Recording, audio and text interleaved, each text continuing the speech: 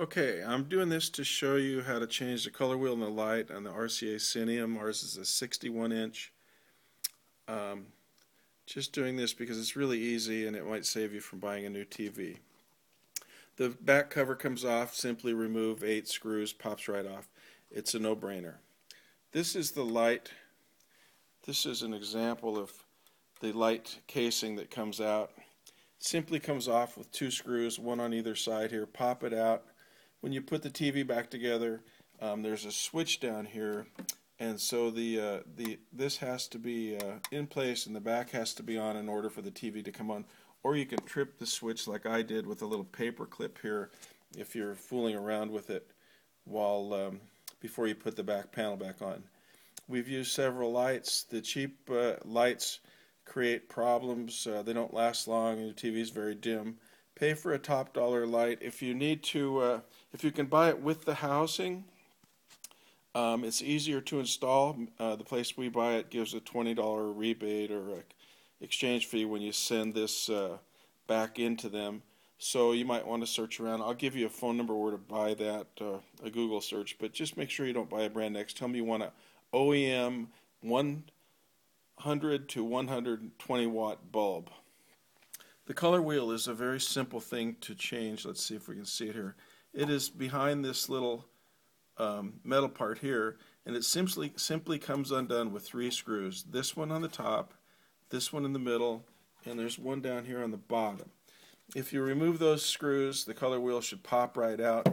Follow where these 2 leads come off to, and it will take you up to this connector board here, and just simply pull out the 2 screws or the 2 plugs that correspond to these 2 wires.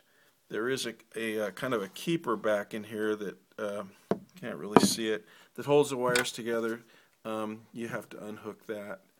And I know this is rather rudimentary, but this is a real no-brainer. The symptoms we were having when the color wheel went out, of course, as you may know if you're watching this, was the whirring, which we've had from the high-pitch whirring, which we've had since day one, and that was eliminated by replacing the color wheel.